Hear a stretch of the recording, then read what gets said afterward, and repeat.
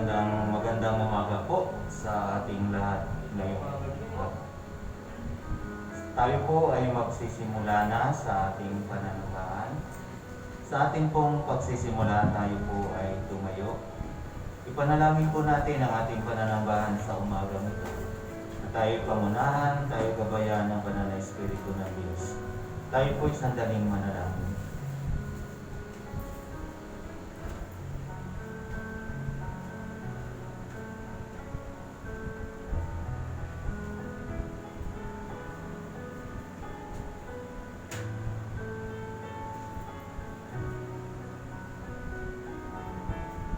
Ang Panginoon ay aking liwanag at aking kaligtasan.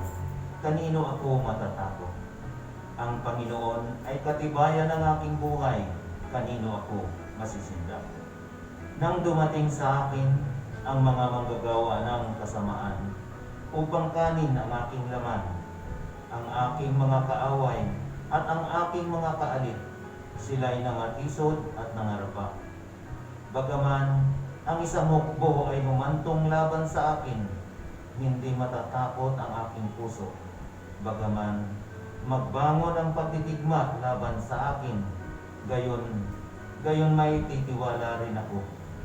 Isang bagay ang hinihingi ko sa Panginoon na aking hahanapin, na ako'y makatahan sa bahay ng Panginoon lahat ng kaarawan ng aking buhay, upang malasin ang kagandahan ng Panginoon at magusisa sa kanyang templo. Sapagkat sa kaarawan ng kabagabagan ay iingatan niya ako, na lihim sa kanyang pulandong, na kublihan ng kanyang tabernakulo. Ay ikukubli niya ako, kanyang itataas ako sa ibabaw ng isang malaking bato. At ngayon, matataas ang aking ulo sa aking mga kaaway. Sa palibot ko at ako'y maghahandog sa kanyang tabernakulo ng mga hain ng kagalakan. Ako'y aawit, ako'y aawit ng pagpuri sa Panginoon. Tunay nga po, Panginoon, na dapat po namin kayong purihin. Dapat po namin kayong sambahin dahil kayo yung Diyos na may likha ng lahat ng bagay. Alam po namin na hindi kami karapat-dapat sa inyo dahil kami mahina at makasalanan. Ngunit patuloy mong minahal, patuloy mong inibig, O Diyos. Ibinigay mo ang iyong buhay dahil po sa amin. Kaya patawarin niyo po kami sa aming mga kasalanan, sa aming mga pagkukulang sa inyo, O Diyos. Tulungan niyo po kami na makapamuhay ng ayon sa nais mo, Panginoon. Salamat po, O Diyos, dahil sa kabila ng aming kahinaan, patuloy mo kami inaan. Panginoon, sa mga sandaling ito, kami po ay lumalapit sa inyo sa aming pananambahan, na pangunahan niyo po kami. Puspusin niyo po kami ng iyong banal na Espiritu. At naway, ang bawat salita mo na marinig namin, ito po'y matanim sa aming mga puso at kaisipan at amin pong maisapamuhay. Panginoon, dalangin din po namin sa mga sandaling ito na naway patuloy mo kaming ingatan at gabayan. Patuloy mo kaming pagkalooban ng lahat ng aming pangangailangan. Ang bawat isa, Panginoon, na narito naway patuloy mong i-bless, O Diyos. Patuloy mong pagpalain, patuloy mong ilayo sa anumang kapahamakan, O Panginoon. Dalangin din po namin, Panginoon, ang aming mga kapatid na wala rito, Panginoon. Naway, Panginoon, na ingatan mo sila. Naway, sa mga susunod na mga araw, ay makasama po namin sila sa pananambahan upang ikaw ay purihin at sambahin. Dalangin din po namin, Panginoon, ang iglesyang ito dito sa PNP. Naway Patuloy ka po, Diyos, na kumilos. Naway masumpungan mo, Panginoon, ang iyong mga anak sa lugar nito upang ikaw ay purihin, upang ikaw ay sambahin. Lord, nawa po ang lugar na ito ay mapuno ng iyong mga anak.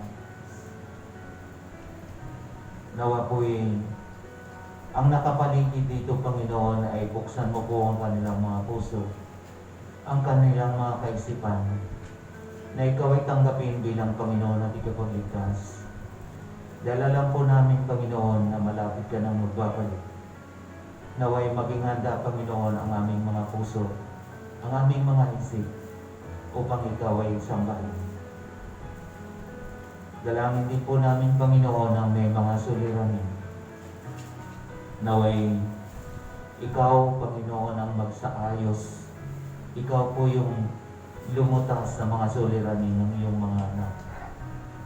Ang iyong mga anak, Panginoon, na nasa trabaho, lalo na po, Diyos, yung mga military, Panginoon, ingatan mo po sila, O Diyos. Ilayo mo po sila, Panginoon, sa kapahamakan. Kayo lang po makakatulong sa kanila, Panginoon. Kaya, Panginoon, dalangin din po namin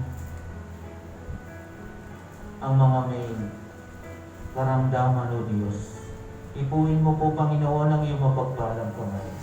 Pagalingin mo po, O Panginoon, lalo na po sa espiritual na buhay.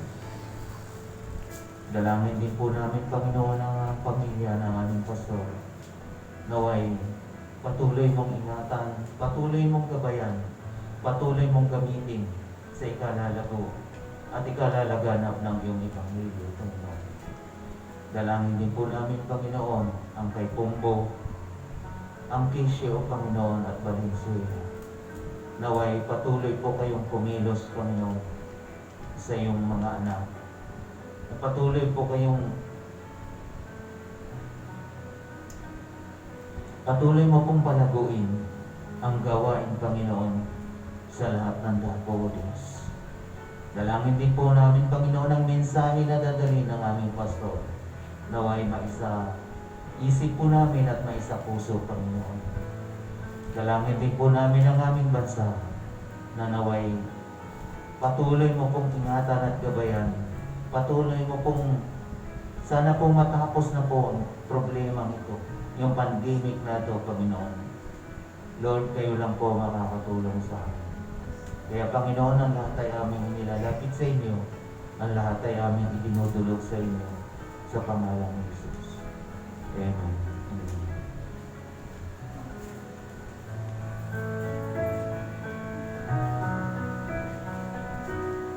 Okay, manatili po tayo nakatayo. Antayin po natin ito. Will work till Jesus comes.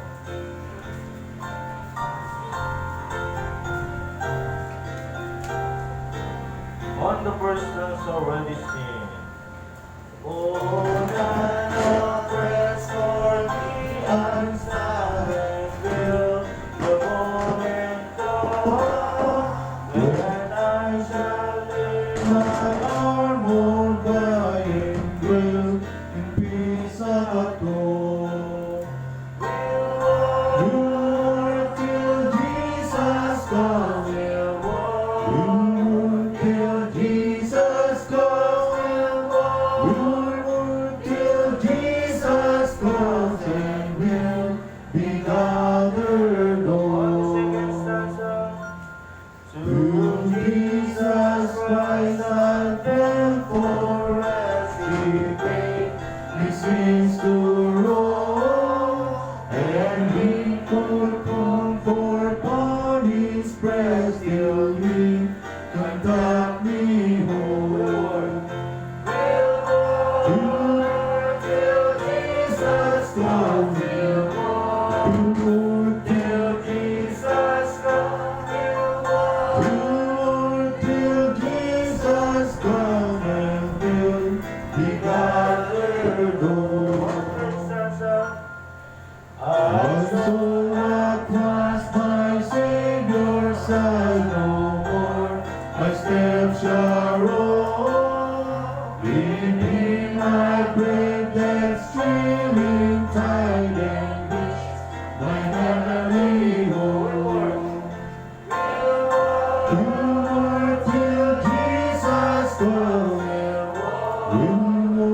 till Jesus comes.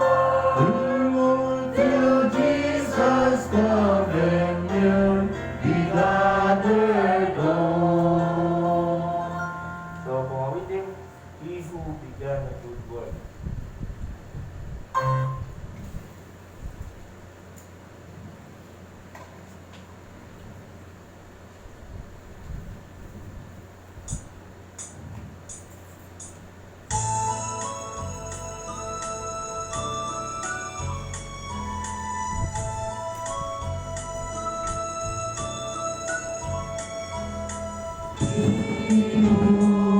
Began a good work in you.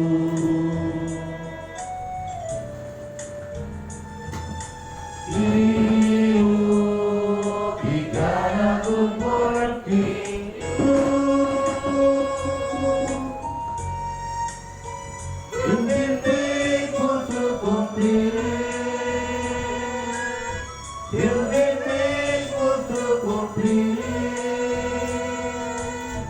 He who started the work will be faithful to complete it in you.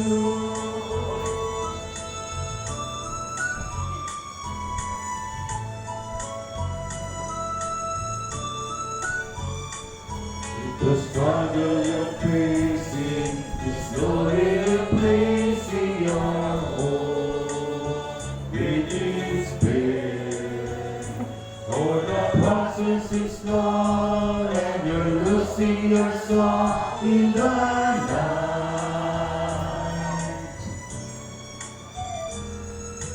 You can be sure that the Lord has His hand on you, safe and secure. He will never abandon you. You are His treasure, and He finds His pleasure in you.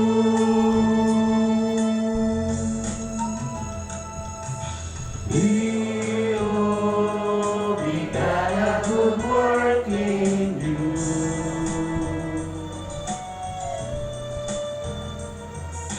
He who began a good work in you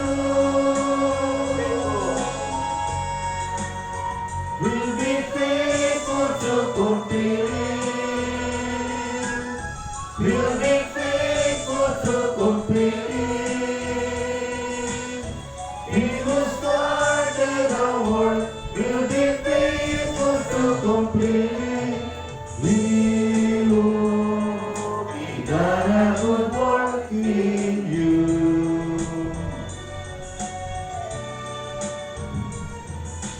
He who began a good work in you will be faithful to complete it. Will be faithful to complete it. He who started the work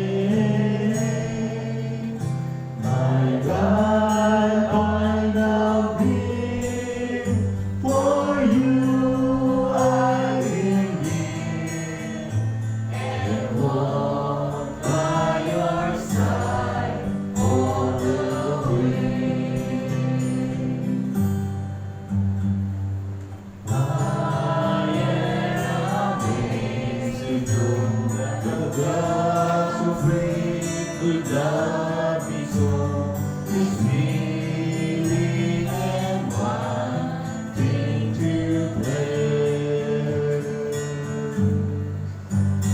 His grace is so wonderful, His mercy so bountiful.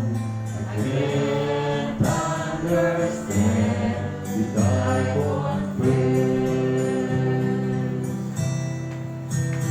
But Lord, help me be what you want me to be. Your word I will strive to obey. My life I will be for you. I will live and walk by your side all the way. Oh Lord, help me be what you want me to be. Your word I will strive to obey. My life I will be for you. I will live and walk by your side all the way. And walk by your side all the way.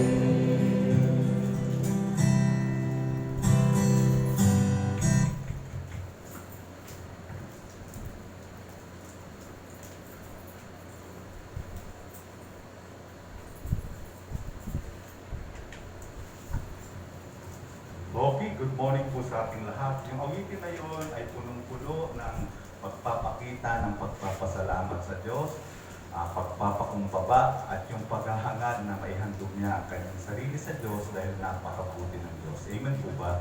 Parang may echo yata. Hello, hello. Hello. Pagpalit mo yun. Yan ba yung may echo? Yan ang may echo. Okay, kunin po natin ang ating mga Biblia. Buksan po natin sa Genesis chapter 13 verse 1. Genesis chapter 13 verse 1. Genesis chapter 13 verse 1. Tayo po tayong lahat. Sabay-sabay po natin babasahin. PowerPoint, Pastor Rory. Genesis chapter 13 verse 1. Andiyan na po ba kayo? Say amen. Wala pa. Yung mga nasa bahay, may hawak pa kayong Bible. Baka wala kayong hawak na Bible, ha? Yung mga nasa bahay. Genesis chapter 13, verses 1 to 4. Ready, begin. And Abram went out of Egypt, he and his wife, and all that he had, and Lot with him into the south. And Abram was very rich in cattle, in silver, and in gold. And he went on his journey from the south even to Bethel, unto the place where his tent had been at the beginning, between Bethel and Ai. And verse 4, unto the place of the altar which he had made there at the first, and there Abram called on the name of the Lord. Ang pamagat po ng mensahe, back to the best place. Pray po tayo. Dear Lord, Heavenly Father, thank you Lord. Meron po kaming pribilehiyong masamba kayo ngayon. At lalong-lalo na, pribilehiyong marinig ang inyong salita. We acknowledge, O Lord, that every time we hear your word, this is your effort to help us para may ayos ang aming buhay, para lalo pa kaming malapit sa inyo, para lalo pa kaming mapabuti. And because of this, O Lord, we want to thank you, Lord. And once again, we acknowledge in spite of all your greatness to us, patuloy po kami nagkakasala.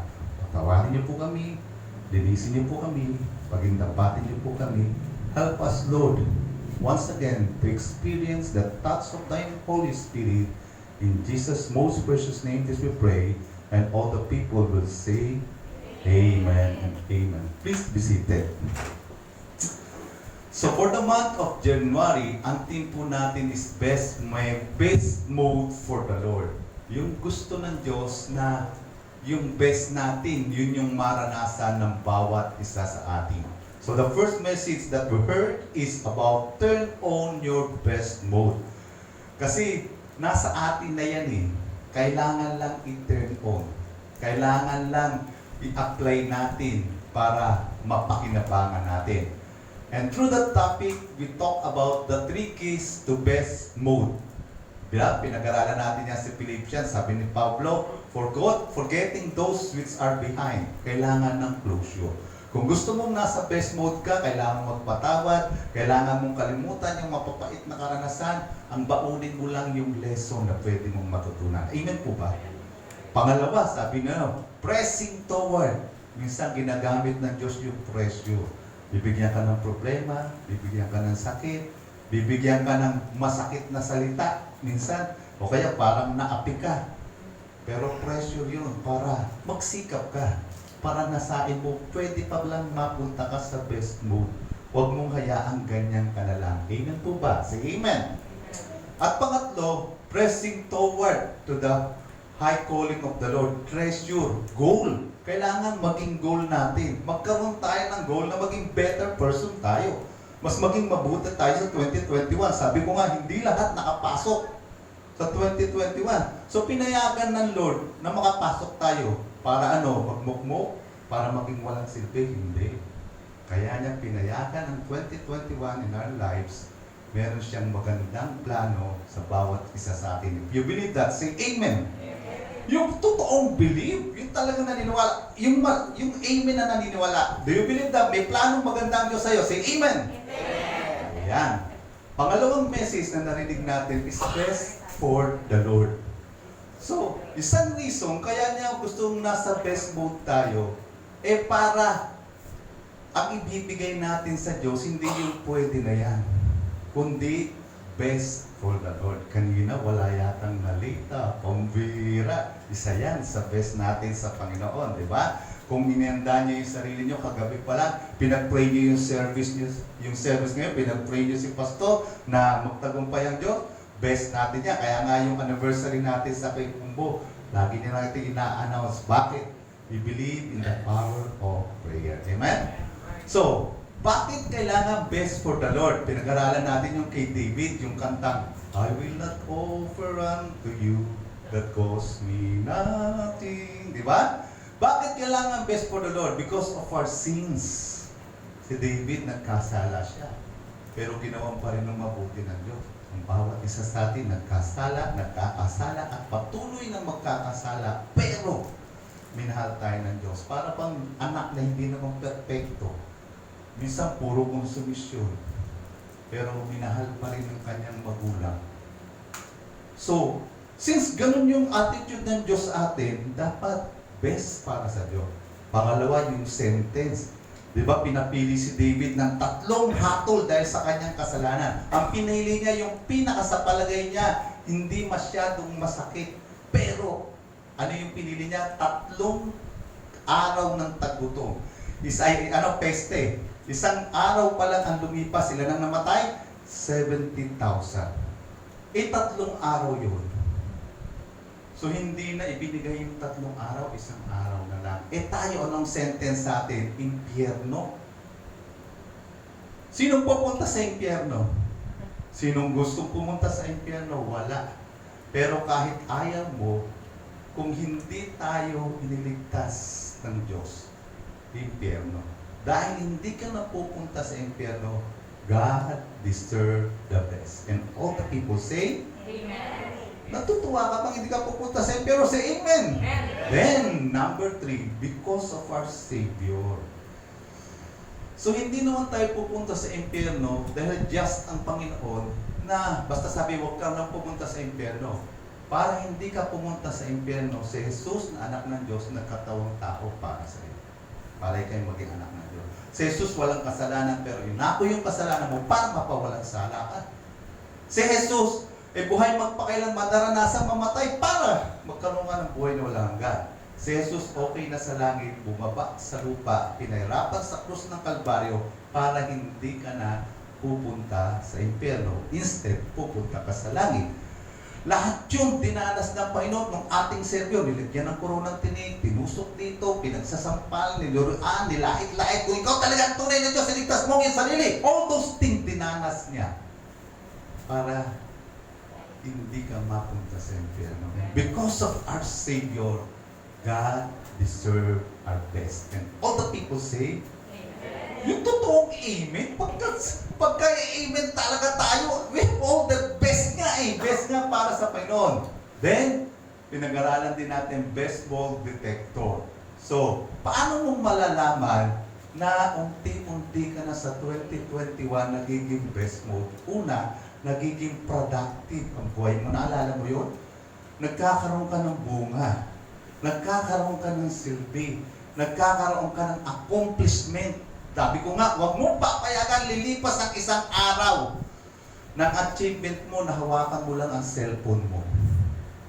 Dapat may nalinis ka man lang, may na-witnessan ka man lang, nakapag-devotion ka man lang. Mga simpleng bagay, pero hindi na sayang, hindi mo pinayagan sayangin ng Diablo yung buhay mo. Amen?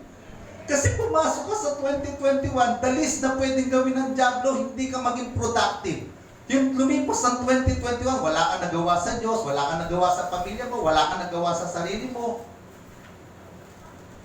Best mode quality, lagi mong iisipin niya, huwag mong papayagan ng isang araw na wala kang nagawa sa Diyos, sa pamilya mo, sa sarili mo. Number 2, progressive. May pag-unlad. Dati, hindi ka nagdi-devotion. Ngayon, nagdi-devotion ka na. Di ba? Dati, sasagot-sagot ka sa magulang mo. Ngayon, hindi ka na sasagot-sagot sa magulang. Dati, may sinasabi pa lang kaya hindi mo maintindihan. Nasa isip mo kung paano mong kukontrahin. Pero ngayon, iniisip mo muna. Baka tama. Baka papakinabangan ko. Di ba? Dati, natapos yung message ni Pastor. Paglabas mo dyan, para kang bibi. Talsikan lahat yung salita ng Diyos. Pero ngayon, Noerkulis na, alam mo pa yung message ni Pastor. Tapos ito nga nire-review natin eh. Natatandaan mo yan. Then, best mode qualities, hindi ka lang productive, progressive, may pag-unlad. Then, proactive. Kasi gagawin ng Diablo lahat para hindi ka maging productive. Gagawin niya lahat, yung gusto ipagawa ng Diyos, hindi mo magawa. Pero in spite ng hadlang, nagagawa mo. Inaantok pa ako eh. Oh, nagising ka. Diba? So, yan. Then, napagsimulalan din natin, the rest of your life, the best of your life. Naisip po ba natin na pwedeng 2021 will be the last year sa atin kasi babalik na ang Diyos? Or pwede nyo bang naisip na December, tabi-tabi po si Nanay Virgie, ang lakas. Pagdating ng January, wala na. So, ibig sabihin, meron pa tayong tinatawag na rest of your life. Ang gusto ng Diyos, yung natitirang buhay natin, magkaroon ng silbi, maging best. Kung gagawa ka ng kwento, palagi mo, nung unang panahon, mga dating buhay mo, ang daming kwentong hindi maganda, pero ngayon, 2021, nagsisimula kang gumawa ng magandang kwento. Di ba? Psalms 90:12, pinag-aralan natin, teach us to number our days. Gusto lang sabihin doon, tulungan niyo po kami, Panginoon, na yung bawat araw namin pahalagahan namin. At para maging best ang iyong rest of your life, tinangon natin sa Matthew 6:33, set proper priorities. Anong dapat priorities mo? Seek ye first the kingdom of God. Ang priority mo, ang nagagawa mo, naiisip mo, nasasabi mo yung gusto ng Diyos. And all the people say, do you believe that? So, sabi gano'n, para maging makabuluhan, the best yung ano natin, tatanungin mo lagi, ito ba yung gusto ng Diyos? Pangalawa, seek personal purity. Hindi lang kingdom of God, but His righteousness. Imposible naman na magiging best ang buhay mo, lalong lumala yung ugali at kasalanan mo. Diba? And dapat see promise prosperity. And all these things shall be added unto you. The rest of your life will be the best of your life pag nararanasan mo yung all these things shall be added unto you. Pero para maranasan mo yung all these things shall be added unto you, dapat alam mo muna yung seek ye first the kingdom of God and His righteousness. And all the people say, Amen. Amen naman kayo. Last Sunday, we talk about the best soil. And about the best soil, alam natin yun, yung maghasik. Di ba? We talk about the task of the sower. Ang trabaho ng isang maghasik, magtanim. Ang trabaho ng isang Kristiyano, ano yung itatanim natin? Yung binhi, yung buto ng salita ng Diyos. Huwag natin kakalimutan. Ang task natin bilang Kristiyano, isa. Itanim sa puso ng bawat taong nakapaligid sa atin ang salita ng Diyos. Ang tanong. Diba? Ang tanong. Diba? Nakakapaghasik ka pa ba ng salita ng Diyos? If you want to be in the best mode, don't forget that your task is what? Be a sower. Pangalawa, the treasure of the seed. Bakit? Sabi nga, more to be desired are they than gold, yet than much fine gold.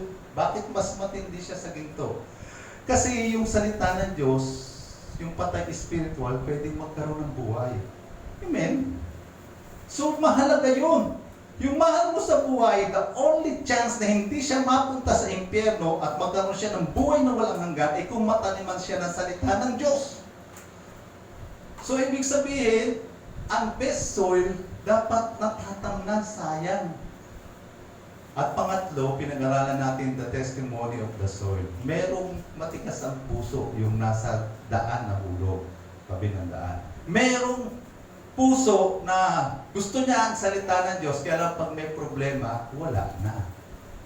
Meron namang puso, gusto niya yung salita ng Diyos, kaya lang pagka binigyan ng blessing, wala na rin. Magandang lupa, kahit may problema o may pagpapala, tuloy niya pa rin pagbubungahin ang salita ng Diyos. Amen po ba?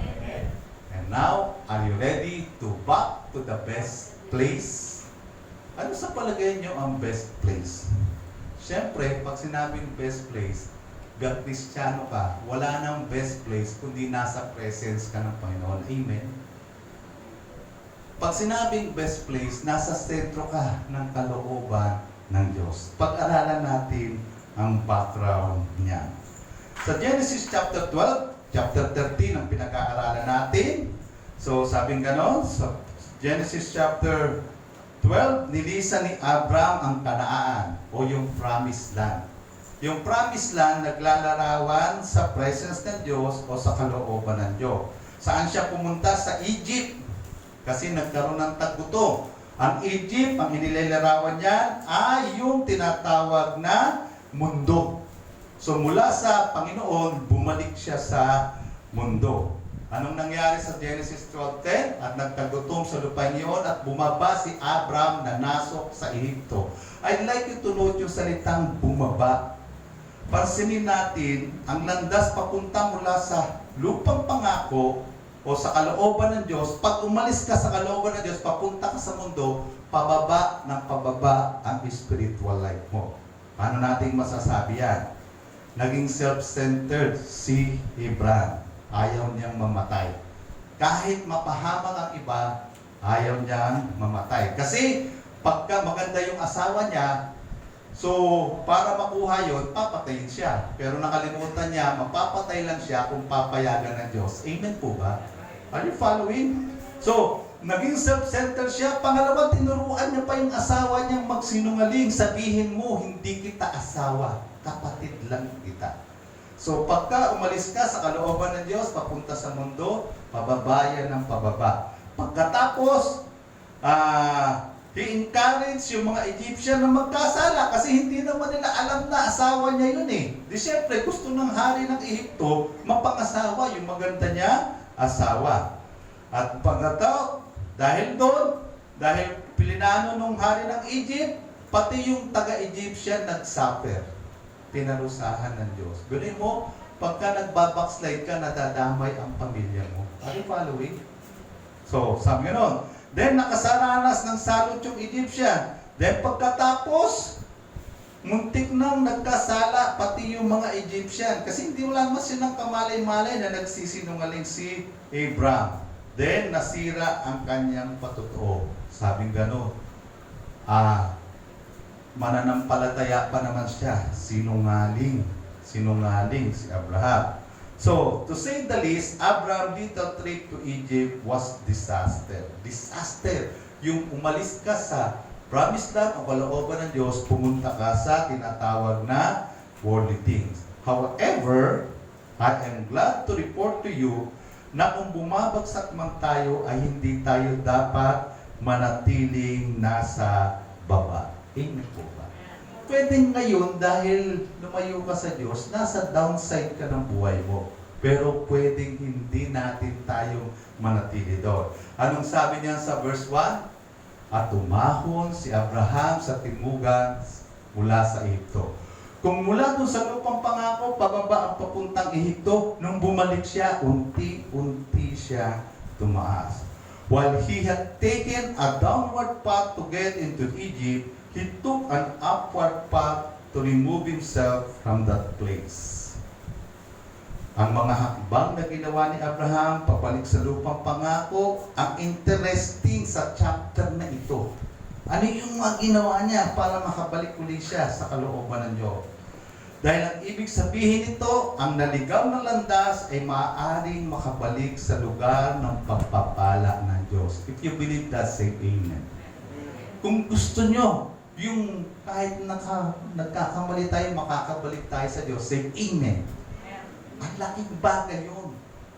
Hindi tayo ikinokontempt ng Diyos. Gusto niya makabalik tayo.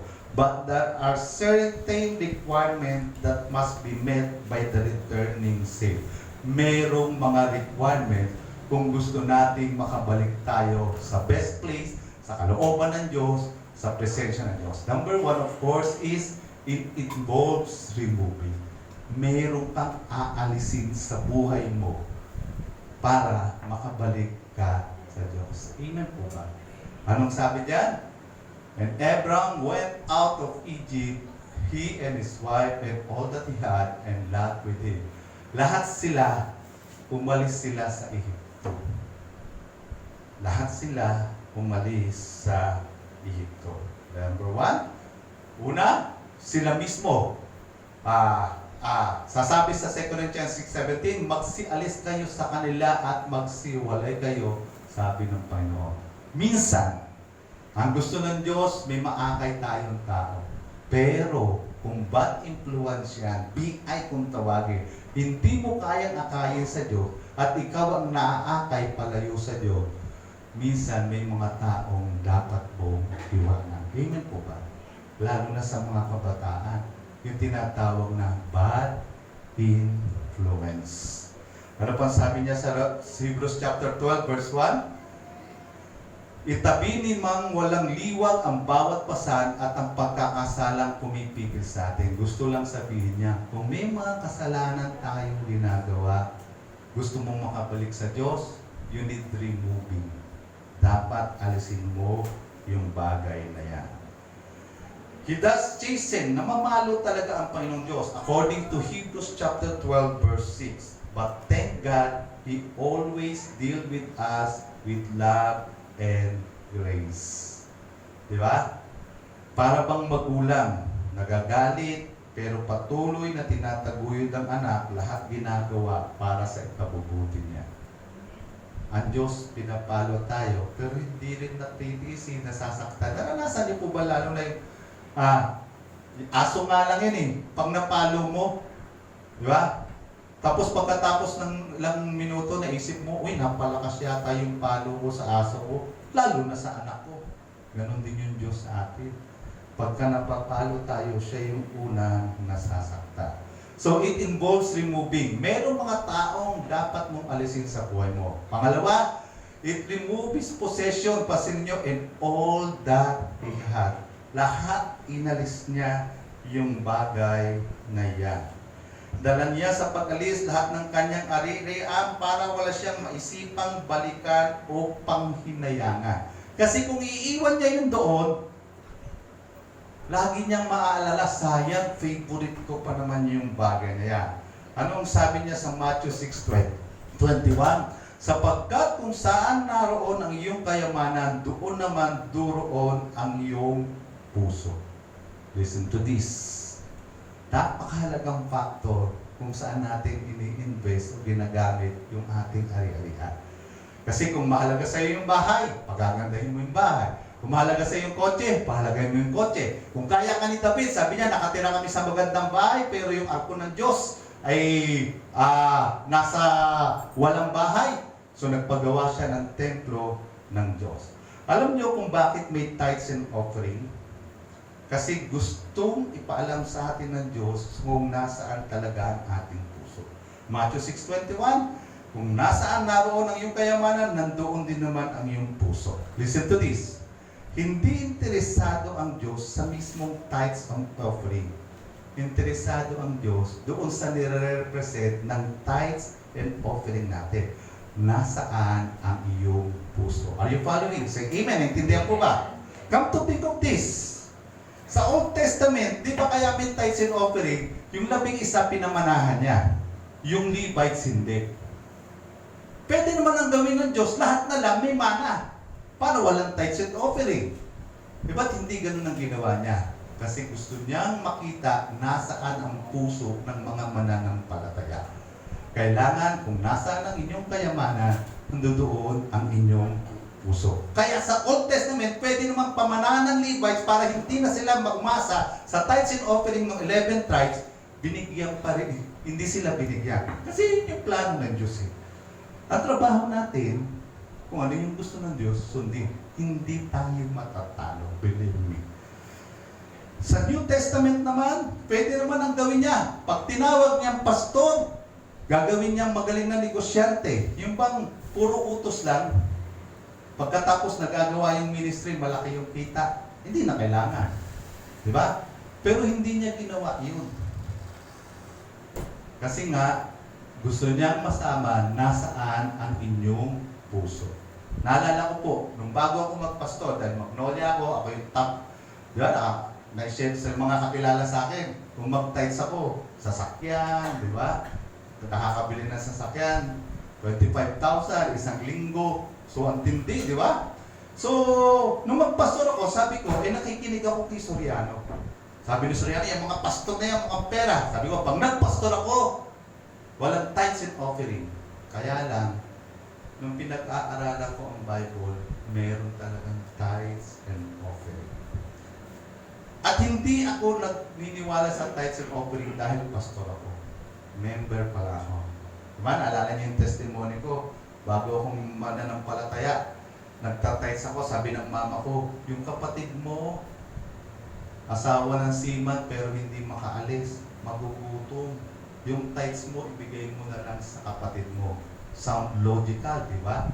Pero ano yung ginawa ko? Sa isip ko, wisdom eh, pray ako sa Lord.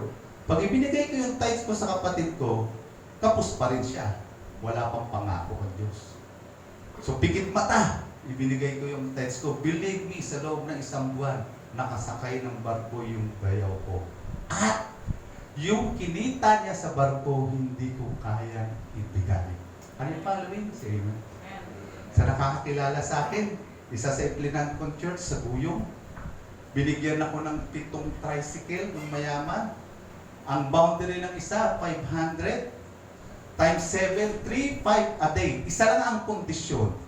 Huwag akong mangaral ng tithes. Wow, kung bayaran kung ako yung upahang pastor, wow! 3, 5 a day. So, pray ako kay Lord, Lord, sana mali ako, sana walang tithes and offering. Parang wala na akong problema. Kaso habang inaaral ko, meron talagang tithes and offering. So, chupi, pinaalis kami doon sa building. Pinaalis kami sa bahay. Kasama ko pa sila mama. No? So, iniisip niya, ang ginawa niya, dati may sponsor ako Amerikano eh. Kasi kung maganda na yung katayo ko, inalis, nung wala na yung Amerikano, tsaka niya sinabi, hindi pwede. Pagka nangaral ka pa rin ng tithes and offering, alis ka. Alis ako, inisip niya, magugutom ako. Pero the rest is history. Hindi ako pinabayaan ng Diyos. Amen po ba? So, pag gusto natin makabalik sa ng Panginoon, number 3, He removed His potential from Egypt. Pati sila, inalis niya. Bakit potential sila? Kasi ganito kung mauta ka, negosyante kasi ako eh. Okay, aalis ako dito. Pag pinalad ako, di okay. Pero mag-iiwan ako ng kamag-anak dito. Eh kung palarin siya dito, kahit hindi ako palarin, buhay pa rin ako, following. Pero yung potential na yon, by faith, isinama niya pa rin sa kalooban ng Diyos. Kasi ang pinakamahalaga naman talaga, the best place, nasa kalooban ka ng Diyos. Amen po ba? Kasabihan nga, putulin mo lahat ng tulay na magbabalik sa iyo sa mundo.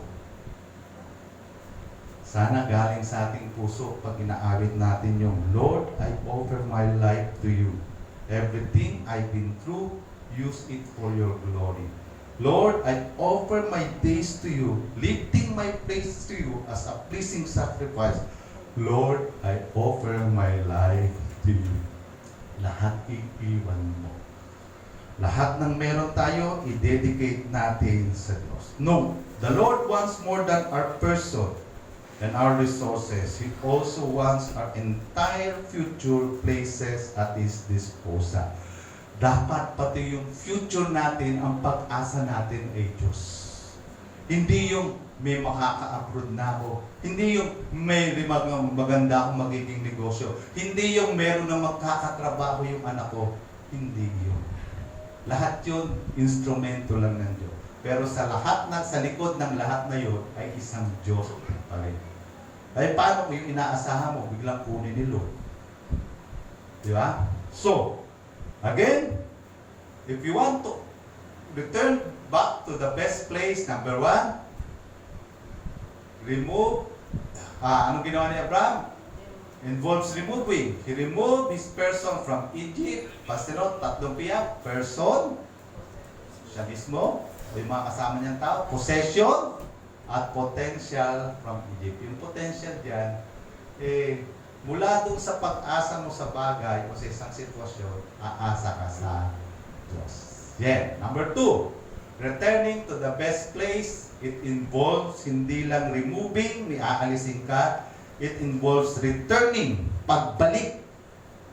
Meron kang babalikan. Di ba? So, sabi nga no? To the place of God of worship. Pansin ang place of the altar. Baka hindi ka na sumasamba. Pastor, nandito nga ako eh. Listen to this. Iba yung nagsisimba sa sumasamba. Pwedeng present ka physically, pero absent ka emotionally, spiritually. Balik sa pagsamba. Remember, wala pang temple during that time, ng panahon ni Abraham. At sila'y laging naglalakbay. Kaya sa tuwing sasamba sila, gumagawa sila ng dambana o altar. Are you following? So binalikan niya yun. Gawa ulit siya ng altar. Kasi nung nasa Egypt siya, nasa mundo siya, hindi siya makagawa ng altar. Hindi siya makasamba. So gawa ulit siya ng altar. Sa New Testament, lalo na sa Baptist, we believe in local church. Kaya ito yung sabi niya sa Hebrews 10:25, na huwag nating pababayaan ang ating pagkakatipon na gaya ng inuugali ng iba.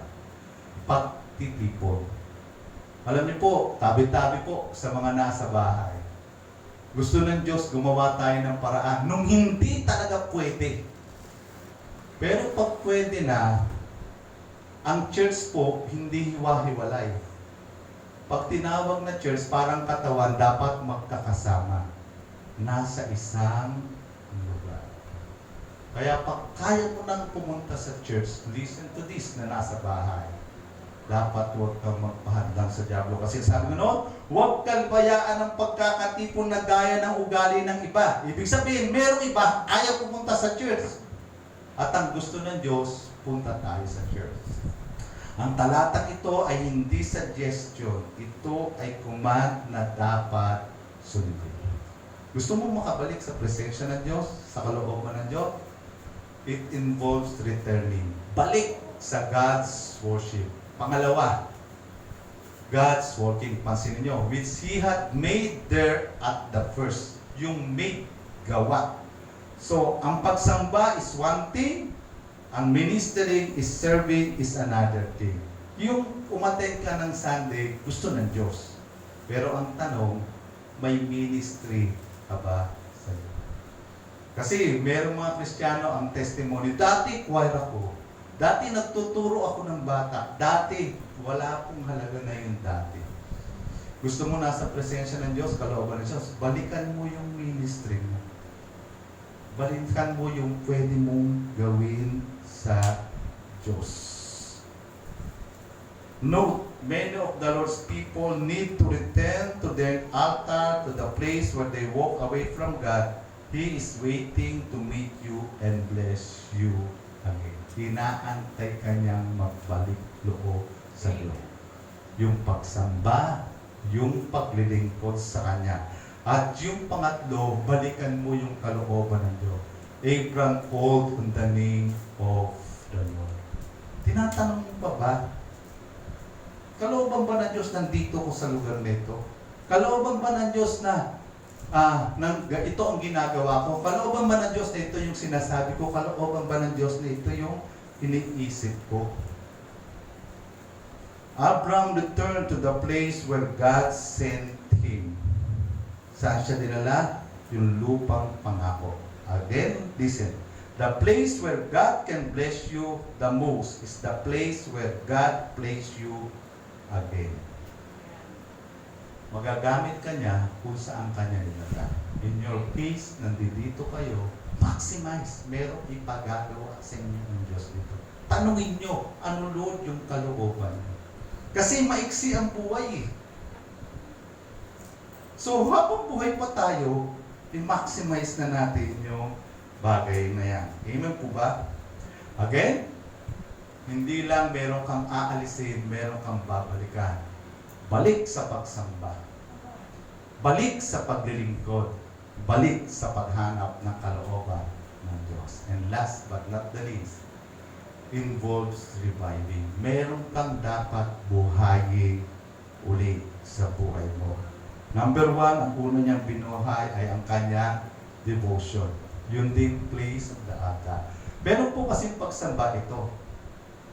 Pero meron din personal na pagsamba. During your quiet time, inaawitan mo siya, nananalangin ka sa kanya, binabasa mo yung Biblia para hindi si pastor lang ang nagpipreach. Minsan sa pagbabasa mo sa Bible, nangungusap din ang Panginoon. Abraham came back to the place for the time with God. Panahon na kapiling ang Diyos. The renewal of the desire to be in God's presence. Gusto niya uli buhayin yung nadarama niya, yung presensya ng Diyos. Ang tanong, kumusta na ang iyong quiet time?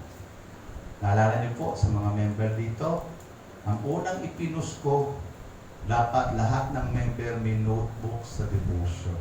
Dapat lahat ng member araw-araw nagbabasa ng Biblia na nanalangin. Hindi nagkulang si pastor. Pastor, hindi ko na nagagawa. Tapos na yan eh. Pero pwede mong buhayin. Mag-notebook ka uli, mag-devotion ka uli. Amen po ba? Gusto mong nasa kalooban ka ng Diyos, nadadama mo yung presensya ng Diyos, buhayin muli yung tinatawag na devotion mo sa Panginoon. Every Christian is expected to have an appointed time and place for that. Inaasahan ng Diyos yan. Inaasahan din ni pastor yan. Inaasahan din ng kapatiran pag Christian ka, nagdi-devotion ka. And believe me, kung may katulong kang hindi mananampalataya, inaasahan niya yan. Naalala ko yung kwento, naalala nyo? Yung sa India, mas maraming religion doon kaysa dito. Merong isang napakayaman, gusto niyang malaman ang tamang religion. Yan, daming religion sa India. So what he did, binasa niya yung lahat ng mga ang pinakamaganda sa Kristiyano. Nagpanggap siyang katulong. Gusto niyang malaman gaano talaga kaganda ang Christian. So punta siya doon.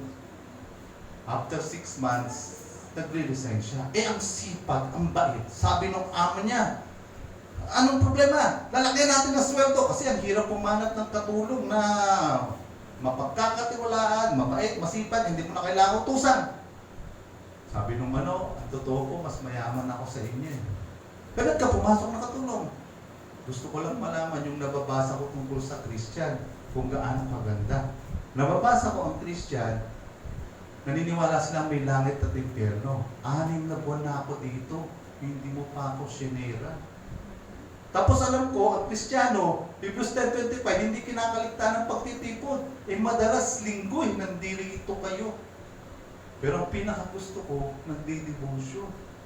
Tinignan ko, hindi naman kayo nagdi-devotion eh. So sabi niya, maganda lang pala ang Kristyanismo sa babasahin, pero sa aktual, wala. Inaasahan ng Diyos, nagdi-devotion ka. Inaasahan ni pastor, nagdi-devotion ka. Inaasahan ng kapatiran, nagdi-devotion ka. Even ang unbeliever, inaasahan, nagdi-devotion ka. Kung hindi ka naman kinokondem ni pastor. Hindi ka rin kinokondem na yun. Pero dapat mong buhayin ang pagdi-devotion. Balik ulit. Magbuka ulit ng notebook. Umpisa ulit, February. Magsisimula na ulit akong mag-devotion araw-araw. Ang gamit natin soap, di ba? Scripture. Susulat mo, Matthew chapter 1. Observation. Pili mo yung napili mong verse. Di ba?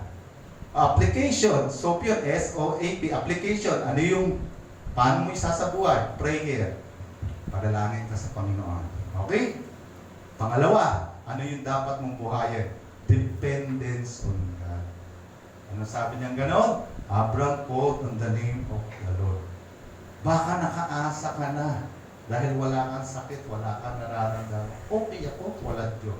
Baka nakaasa ka na sa negosyo mo. Baka nakaasa ka na sa kamag-anak mo. Baka nakaasa ka na kung sa kani-kanino at kung saan-saan. Ang nakalimutan mo sa likod ng lahat ng iyon, isang ganun lang ni Lord, yung inaasahan natin ay pwedeng mawala. Yun po ba? So, yung pagsamba napakalaga, yung pag-asa sa Diyos ay lalo mahalaga. Naalala ko po, merong doon sa misyon natin, hindi nyo naman kilala sa kay Pumbo. Merong isang matagal na Kristiyano, Bible study. Nandun ako, nagtuturo si Brother Edward. Pero dumating ako, hindi ko pinalam, nandun ako. Gulat ako, nagtatalo yung dating mananampalataya at bagong mananampalataya. Sabi ng bagong mananampalataya, kailangan natin ng Diyos para mabago tayo. Mahirap magbago sa ating sarili. Sabi naman ng dating mananampalataya, yaba mo. Hindi totoo yan. Nasa tao yan. Ako man may bisyo eh. Naalis ko eh. Nasa tao yan. Wala pang 1 buwan. Yung nagsabi na ako nga eh, naalis ko eh. Balik sa bisyo. Pagkatapos, nagdeklara siya, dahil naninigarilyo pa ako, hindi muna ako sisimba. Kasi umasa na siya sa sarili niya. Kung muna kaya niya, hindi niya naisip, kaya niya lang nakaya, tinulungan siya ng Diyos. Ang sabi niya, nasa tao yan. Kung gusto mong magbago, magbabago ka. Sabi siguro ni Lord, sige nga, hindi kita tutulungan. Balik. Hindi lang balik sa bisyo. Meron siyang inalis. Ang inalis niya, yung pagsamba. Baliktad. Paano yun? Baka kailangan muling reviewin yung sarili mo. Baka nakaasa ka na kung saan. Nakalimutan mo kung saan ka dapat pumasa. Kinakanta mo pa naman yung, ikaw lang ang pag-asa ko. Tanging ikaw ang buhay ko, Jesus. Kahit ako'y nangangamba, basta't ikaw ang kasama, panatag na. Dati, kahit may problema, basta alam mo may Diyos, okay na. Ngayon, wala kang problema. Sabi niya, kahit walang Diyos, pwede na. Hindi mo sinasabi yun. Pero, yun yung nararamdaman ng Diyos sa iyo. Galatians chapter 6 verse 1, na inyong pawariin ang inyong sarili, baka ikaw naman ay matukso. Ang sabi diyan sa preceding salita na yan, yung natumba, itayo mo. Pero, isipin mo yung sarili mo, ingat-ingat ka, wag kang yayabang-yabang. Baka isipin mo nakatayo ka, bukas ikaw naman yung huwag kang aasa sa sarili mo. Kung nakatayo ka ngayon, dahil lamang pinapayagan na nakatayo ka, pero nga ballpen niya. Kita niyo po to? Ito. Ito, kaya lang nakakatayo, hawak ko. Pag pinitabang ko, wala. Ikaw, kaya ka nakakatayo, hinahawakan ka ng Diyos. Tinutulungan ka ng Diyos. Pag sinabi mo, nasa tao yan, bibitawan ka ng Diyos. Oh, kahit anong tayo mo, kahit anong gawin mo, oh. Baka kailangan mong buhayin yung pag-asa mo sa Diyos. Pagka umaasa ka sa Diyos, hindi ka papayag na lalayo ka sa Kanya. Gusto mo lagi kang malapit. Hindi ka papayag na hindi yung gusto niya ang ginagawa mo. Bigyan pa kayo ng illustration. Halimbawa, pagpasok niya dyan, nakakita kayo ng pagong dito. Sino ang mag-iisip sa inyo? Yung pagong nagpilit umakyat dito. Meron mag-iisip ng ganon? Pagong sa kanyang sarili kaya umakyat? No. Para makaakyat ang pagong dito, baka nilagay ni pastor. Ganon din. Kung nasa taas ka ngayon, kung okay ang buhay mo, itinaas ka ng Diyos. Nilagay ka sa okay na katayuan. Pag umasa ka, nasa ayos ako, nagsikap ako, magaling ako, masipag ako, ginagawa kong lahat para hindi ako kapusin sa pera. Believe me, isang atake lang sa'yo. Isang COVID lang sa'yo. Iningatan ka eh. Daming mayayaman, daming mga maiingat eh, may COVID eh. Tapos hindi ka nagka-COVID, sasabihin mo. Nung nakaakyat ka dito, ikaw magaling. Naalala niyo po yung pabula na kwento ng nagkaroon ng winter. Siyempre pag winter, umaalis sa mga pumupunta yan doon sa walang yelo. So, yung palaka, mamamatay ako, maawa kayo mga ibon, tulungan niyo ako. So ginawa ng dalawang ibon. Gumawa ng patpat, hinawakan ng gano'n, pinakapit yung palaka. Nung nasa taas na siya, sabi ng mga nakakakita, wow! Tignan mo, nakakalipad yung palaka. Ang galing ng diskarte niya. Sino kanyang nakaisip no? Hindi nakatiis yung palaka. Sabi niya, ako! Kasi gusto niya makuha yung glory. Di nakabitaw siya, hulog siya, patay siya. Minsan ganun tayo, di ba? Pagka nasa taas na, merong medyo may tinitingala na tayo, nakalimutan natin, itinaas lang tayo ng Diyos. Pwede tayo ulit mabalik sa baba. Dapat buhayin natin yung ating tiwala sa Panginoon. Ayun po ba? Sabi din sa Galatians 6:3, nagkakakala na siya'y may kabuluhan, bangamat siya'y walang kabuluhan. Gawin mo. Lahat naman tayo walang kabuluhan eh. Kung maging okay tayo, okay lang tayo. Sino nakaranas dati yung kakainin nga lang, hindi mo alam kung saan hanapin. Tapos ngayon, hindi mo na problema yung pagkain, yabang mo na. Nakalimutan mo na yung Diyos. Dahil sabi gano'n, datapwat sa pamamagitan ng biyaya ng Diyos, ako may ako. Si Pablo may sabi niya, ako, alam ko yan eh. It is by the grace of God, I am what I am. Kung merong 13 church of vision na na-establish, hindi ako yun. Biyaya ng Diyos. Dahil alam ko, may mga struggles sa ministry. Kung hindi nandiyan ng Diyos, hindi wala na rin ako. At saka, pag church planter ka, dapat gutom ka. Pero hindi ako nagutom. Dahil magaling ako, hindi. Magaling yung Diyos natin. Amen. And number 3, hindi niya i-revive his dedication. So, tumawag ulit dyan siya sa Panginoon. Sa matatagal na Christian, alam natin yung karanasan natin sa Matthew 6:33. You seek ye first the kingdom of God. In the case of Abraham, di ba, spiritual siya dati. Nasa Ur of Chaldees po siya. Mayaman siya doon, pero sabi ng Diyos, umalis ka, umalis siya, punta siya sa lupang pangako. Yun yung mga dating kaya niyang gawin. Pag inutos ng Diyos, sunod. Kaya lang nung magkaroon ng taggutom, sinubok siya, nagkaroon ng taggutom sa lupang pangako. Punta siya sa Egypt, balik siya sa mundo. May mga tao, pag may problema, balik sa mundo. O kaya pag pinagpala, balik sa mundo. Pero, sabi gano'n, he revived, binuhay niya ulit ang dedication. Balik uli siya sa lupang pangako. Balik uli siya sa presensya ng Diyos. Balik uli siya sa kulooban ng Diyos. Ang maganda sa chapter 13, yung pinag-uusapan natin, verse 1, mula sa Ehipto, sa pagiging backslider, di ba, pababa yun? Umakyat uli siya, pabalik siya sa presensya at kalooban ng Diyos. Again, kailangan mong buhayin yung devotion mo. Mag-notebook ka uli. Mananahin ka uli. Mag-ano ka, tuwing alas 5, tuwing alas 4, bago matulog, ikaw bahala. Basta, huwag mong papayagan, lumipas ang isang araw, wala kang devotion.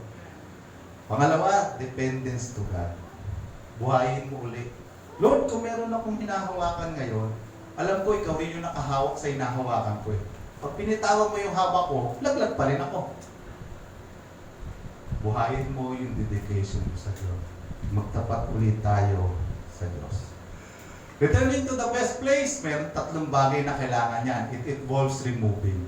Ano yung gusto ng Diyos na alisin mo sa buhay mo?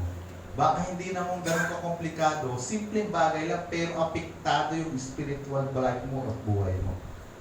Huwag na akong lalayo. Baka cellphone lang yan. Baka yung sobrang cellphone lang, nasisira yung napupuyat ka, nasisira pag-aaral mo, nasisira negosyo mo, nasisira trabaho mo, nasisira spiritual mo. Baka kailangan alisin. Returning. Ano yung dapat mong balikan? Yung ministry mo. Yung dati mong ginagawa sa Diyos. Reviving. Ano yung dapat mong buhayin ulit sa iyo. Habang tinutugtog, yung sabi na, conclusion. The best place is in the presence of God and in the perfect will of God. Wala nang pinaka-best place kundi nasa kalooban ka ng Diyos at nasa perfect presensya ka ng Diyos. Kahit parang minsan hindi mo maintindihan. Diba? Nagkaroon ng taggutom. But believe me, kung hindi siya umalis doon, hindi siya papayagang mamatay sa gutom.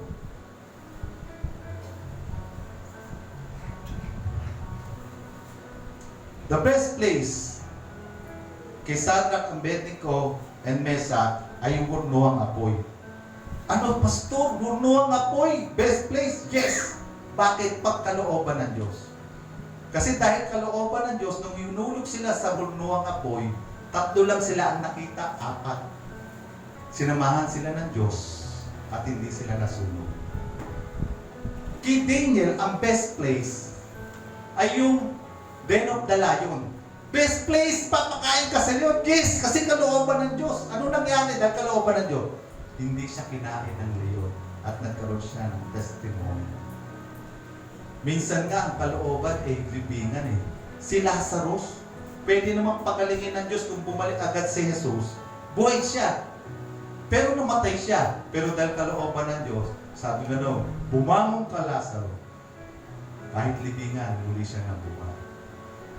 Si Jesus says nga ang perfect place sa kanya, yung pahirapan siya sa krus ng Kalbaryo. Pero bakit maganda?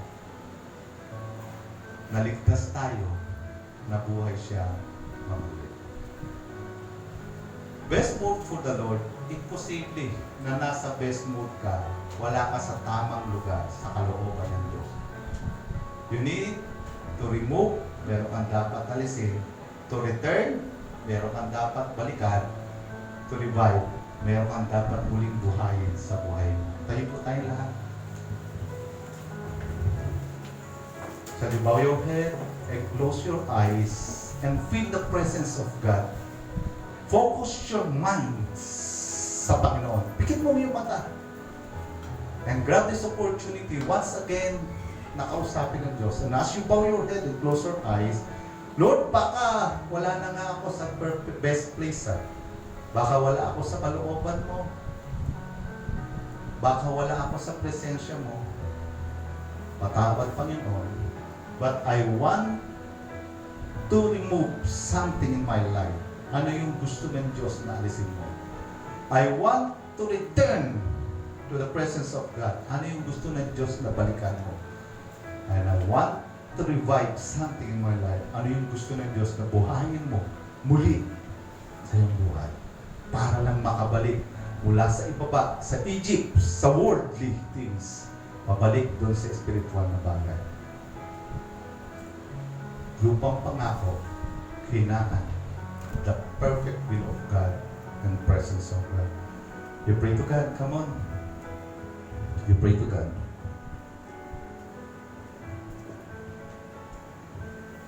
Pray to God.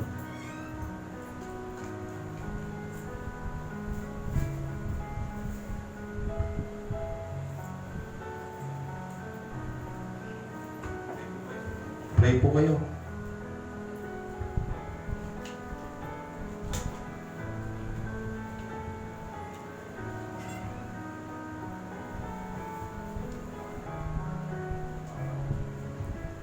So we pray. Dear Lord, Heavenly Father, thank you, Lord, for our team this month of January. Best mode for the Lord. You deserve the best, O Lord, because nais niyo pong ang best para sa amin. Thank you, Lord, for reminding us baka may mga sandali at bahagi ng aming buhay mula sa promised land o sa perfect will and presence of God ay iniwan namin ito at bumaba kami papunta sa Egypt or worldly things. Help us, O Lord, to return.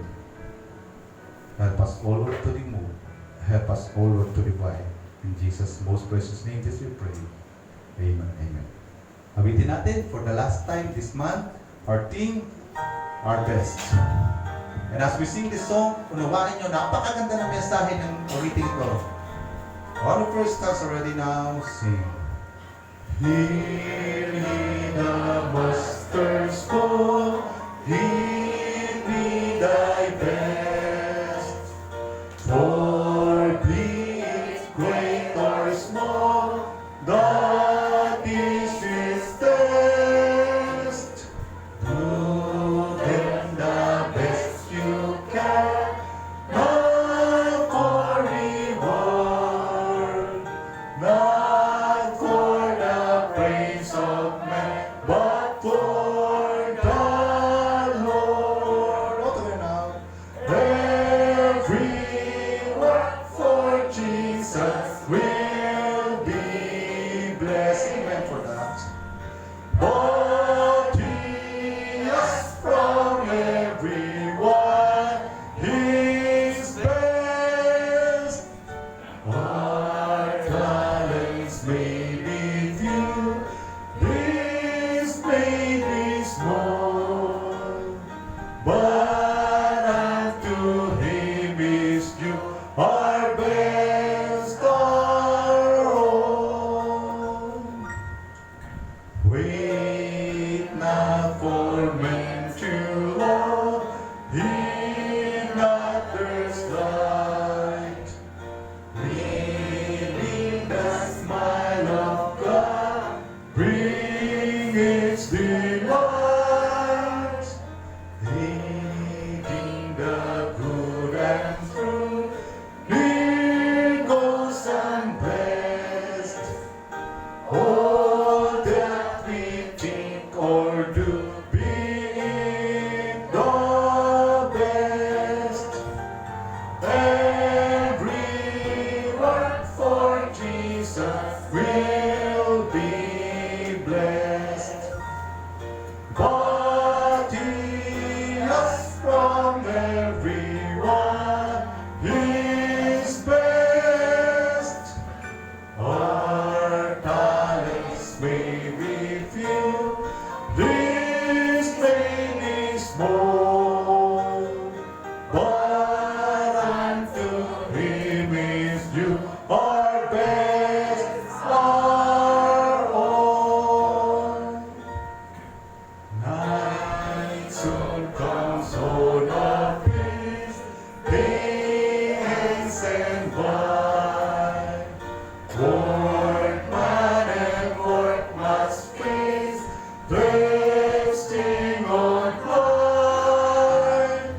Oh, may we in the day find rest sweet rest, which God has promised those who do their best. Come on. Every work for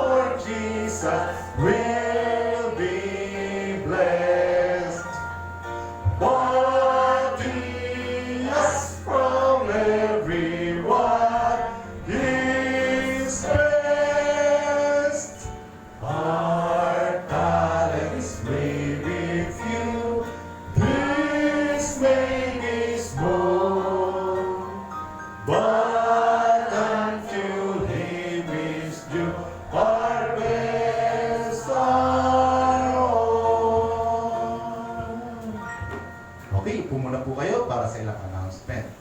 Pinapaalala po sa atin, una, ang pinaka-big event natin for the month of February ay yung anniversary ng Christ Bible Baptist Church sa Quezon. So ito po ay linggo, gagawin po natin ng 9:30. Tayo po ay aalis siguro dito ng mga alas 8. Ayan. So, hindi po ito inter-churches fellowship kasi nga dahil sa pandemic, limitado ang tao, pero gagawin pa rin po ito doon sa multipurpose ng Las Palmas. Ba't ko po ina-announce, again, isama niyo po sa panalangin, yung provision, yung program, yung lahat ng gagawin natin doon dahil yun ay pagpapasalamat sa Diyos sa 7 taong katapatan niya sa church na yon. Pag-pray po natin na lahat ng gagawin natin doon ay maging maayos, nakakalugod sa Diyos.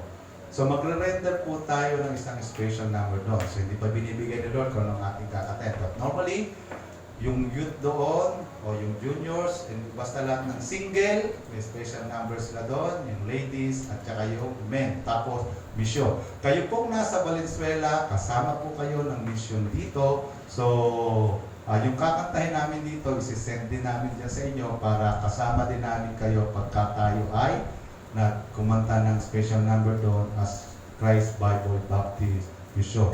Iayos niyo na po yung schedule nyo, malulugod si Lord kung makarating po tayong lahat doon. Pangalawang big event po, yung ating pong sending church, ang God's Grace Bible Believers Baptist Church, ay magkakaroon ng youth banquet.